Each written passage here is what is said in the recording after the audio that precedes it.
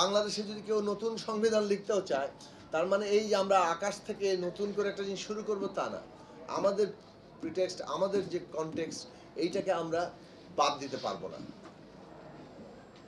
এটা রেখে আমাদের শুরু করা দরকার। সেই জায়গা থেকে সংবিধান যদি উইল অফ দি পিপল হয়, তাহলে সেইটা বাংলাদেশে বর্তমানে উইল অফ দি পিপলটা আমরা কীভাবে ঠিক করব, আমার কাছে মনে হয় যে এইটা আমাদের পলিটিক্যাল উইজডম, এটা দিয়ে ঠিক করা দরকার। 5ই আগস্ট যা ঘটেছে সেটা হচ্ছে একটা কালেকটিভ কনসেনসাস জনগণের মধ্যে যে শেখ হাসিনাকে বিদায় নিতে হবে।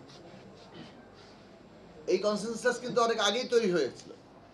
সেই কনসেনসাস যে বল প্রয়োগের দরকার ছিল, কারণ পুরোটাই বল প্রয়োগ দিয়ে কনসেনসাসটাকে দাবিয়ে রাখা হয়েছিল, তার একটা পাল্টা বল প্রয়োগ দরকার ছিল জনগণের দিক থেকে।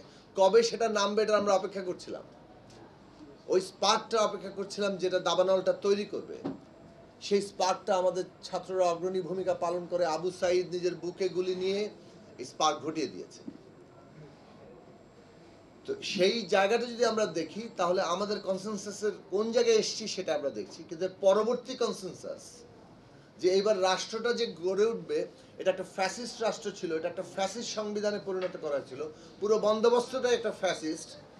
এবং মানে আরেকটি দেশ কিংবা কতিপয় দেশ তারা তাদের ইচ্ছে মতো এটাকে ব্যবহার করবে, যেমন ভারত বাংলাদেশকে তার একটা জমিদারি মনে করে।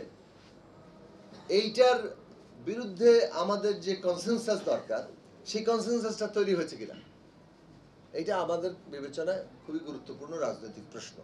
আইন মানে শক্তি আইন তৈরি করে, জনতা আইন তৈরি করে। সুতরাং আইনের বিষয় নিয়ে আমার মনে হয় এই তর্কে ঢোকার কিছু নাই যে সংবিধানের ভিতরে এটার আসলে স্কোপটা কতটুকু। এই সংবিধানের কোন জায়গা থেকে, এগেইন আবার বলবো যে শক্তি ভারসাম্যটা হচ্ছে ইম্পর্টেন্ট, যে আমরা যারা বর্তমানের সময়ে ফ্যাক্টর পলিটিক্যাল ফোর্সেস, সেই ফ্যাক্টর পলিটিক্যাল ফোর্সেস একটা কনসেনসাসে আসতেছে কিনা। এই কনসেনসাস বিল্ডিং হচ্ছে এই মুহূর্তে নতুন রাষ্ট্র নির্মাণের সবচেয়ে গুরুত্বপূর্ণ অংশ। যে ঐক্যমত্য তৈরি হয়েছে এগেইনস্ট ফ্যাসিজম, সেই ঐক্যমত্যকে নতুন গণতান্ত্রিক রাষ্ট্র নির্মাণের রক্ষা করা, তাকে একটা সত্যিকার অর্থে গণতান্ত্রিক বন্দোবস্তের জন্য যাকে বলে পরিচালিত করা, সেই রাজনৈতিক প্রশ্নটা সবচেয়ে গুরুত্বপূর্ণ প্রশ্ন বলে আমরা এখন মনে করি। এই ডিটেইল নিয়ে আর কথা বলার কিছু নেই। আমাদের সব দলেরই প্রস্তাব আছে, ঐক্যবদ্ধ হয়ে 31 দফা আছে, আমাদের 14 দফা আছে, তার মধ্যে 7টা গুরুত্বপূর্ণ জায়গা আমরা বলেছি।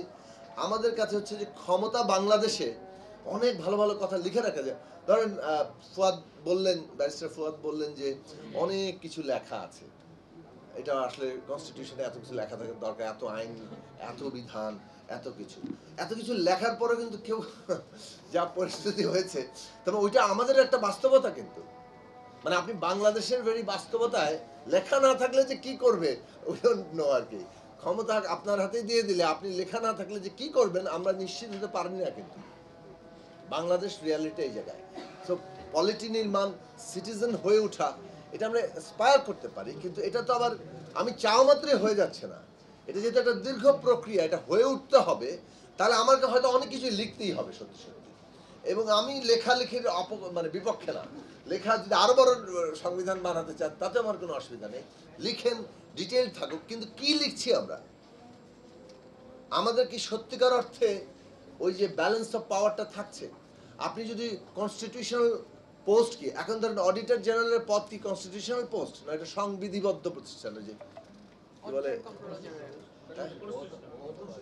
ফুল কনস্টিটিউশনাল, হ্যাঁ মানে চ্যাপ্টার আছে। কিন্তু এই কনস্টিটিউশনাল পোস্টের নিয়োগ কার হতে হবে? অডিটর জেনারেল হচ্ছে এমন একটা জায়গা যেখানে সব হিসাব নিকাশ হচ্ছে রাষ্ট্রের আয় ব্যয়, এবং ওইখানে যদি আপনি প্রধানমন্ত্রী একটা নিজের খাদেম রাখতে পারে, তাহলে সেই লোকটা মোটামুটি রাষ্ট্র লুটে পুটে খাওয়া খুব সহজ। আমরা যদি এই সমস্ত জায়গাগুলোতে, ফ্রম ইলেকশন কমিশন টু ওই মানবাধিকার কমিশন পর্যন্ত, অডিটর জেনারেলের পদ পর্যন্ত, এমনকি অ্যাটর্নি জেনারেলের পদ, এই সব জায়গায় নিয়োগ যদি আমরা একটা কনস্টিটিউশনাল কমিশনের মধ্যে দিয়ে দিই, হয়েছে। কিন্তু ধরেন ভারতকে কি বলা হয় যে তারা নাকি বৃহত্তম গণতান্ত্রিক দেশ, মানে লোক সংখ্যার হিসাবে। এখন ভারতেও তো নানান প্র্যাকটিস ইনস্টিটিউশনের পরে সর্বশেষ তাদের ন্যায়পাল নিয়োগে এইটা আনতে হয়েছে যে প্রধানমন্ত্রী, বিরোধী দলের নেতা এবং চিফ জাস্টিসের সমন্বয়ে একটা কমিশন ন্যায়পাল নিয়োগ দিবে। সেইটার ধারাবাহিকতায় সুপ্রিম কোর্ট রায় দিল যে ইলেকশন কমিশনের নিয়োগ এটা হতে হবে, যদিও বিজেপি সুপ্রিম কোর্টের রায় মানে অগ্রাহ্য করে ওইখানে আরেকজন ইউনিয়ন মিনিস্টার ঢুকাই দিচ্ছে, চিফ জাস্টিসকে ফেলে দিয়েছে। কিন্তু তাদেরকে তো এটা আসতে হচ্ছে, তার মানে গণতন্ত্র কোনো নিশ্চিত গ্যারান্টিড ব্যবস্থা না, এটা কন্টিনিউয়াসলি একটা চ্যালেঞ্জের মুখে পড়ে, এটা সংকটের মধ্যে পড়ে, এটা উত্তরণের জায়গায় যায় এবং সেইটার জন্য নানা ধরনের পদ্ধতিগত প্রশ্ন আসে। এবং যদি জনগণের মধ্যে একটা সিরিয়াস মানে দ্বন্দ্ব তৈরি হয়, সেটাকে ঐক্যবদ্ধ রাখার জন্য এই ধরনের নিউ সেটেলমেন্টগুলো এঙ্গেজ হয়। এখন ভারতীয় ইলেকশন কমিশনের নতুন সেটেলমেন্ট কিছুটা হলেও ভারতকে রক্ষা করে দিয়েছে। তার পরের ইলেকশনে আবার কি হবে আমরা নিশ্চিত জানি না। বাংলাদেশে আপনি আমাদের যদি এই কনস্টিটিউশনাল কমিশনগুলো নিয়োগ রাষ্ট্রপতির হাতে রাখেন আর রাষ্ট্রপতির নির্বাচন ঘুরে ফিরে একজনের হাতে যান, তো ওটা তো ওয়ান পলিটিক্যাল পার্টি হবে শেষ পর্যন্ত। ফলে রাষ্ট্রপতির হাতে কোনো কনস্টিটিউশনাল কমিশনের নিয়োগ থাকতে পারে না এই দেশের বাস্তবতায়। এই দেশের বাস্তবতায় অবশ্যই সরকার এবং বিরোধী দলের যৌথ নিয়োগের অথরিটি তৈরি করতে হবে যে কনস্টিটিউশনাল পদগুলোকে, যেটা মূলত রাষ্ট্রের মধ্যে ক্ষমতার ভারসাম্যটা রক্ষা করবে। সরকার আর কনস্টিটিউশনাল পোস্ট এক জিনিস না, এই দুটো জায়গাটাতে আমাদের তৈরি করতেই হবে। ফলে ক্ষমতার যদি সত্যি সত্যি পৃথকীকরণ কিংবা সেপারেশন না হয়, তাহলে অ্যাকাউন্টেবিলিটি তৈরি হবে না।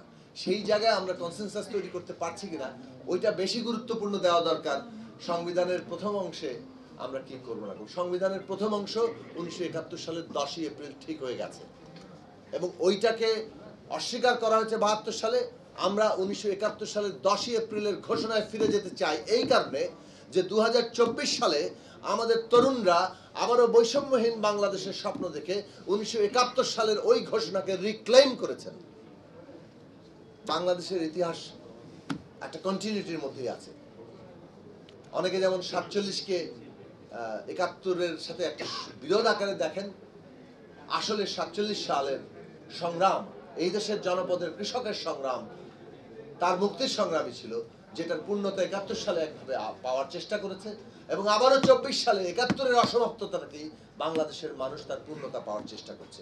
জনতার সংগ্রামের আকাঙ্ক্ষা, তার লড়াই, সেটা কিন্তু একই ধারায় আছে, বরং জনতাকে যারা নিয়ন্ত্রণ করতে চায় তারা বোধহয় মাঝে মাঝে ওলট পালট করতে চান এবং আমাদের ভাগ্য সে কারণেই ক্ষতিগ্রস্ত হয়। আমরা জনতার আওয়াজ যদি শুনতে পাই, তাহলে আমরা আশা করি যে বাংলাদেশের ভবিষ্যৎ সংবিধান বলেন আর পুরো রাষ্ট্র ব্যবস্থা বলেন জনগণের আকাঙ্ক্ষার প্রতিফলন করবে। সবাইকে ধন্যবাদ।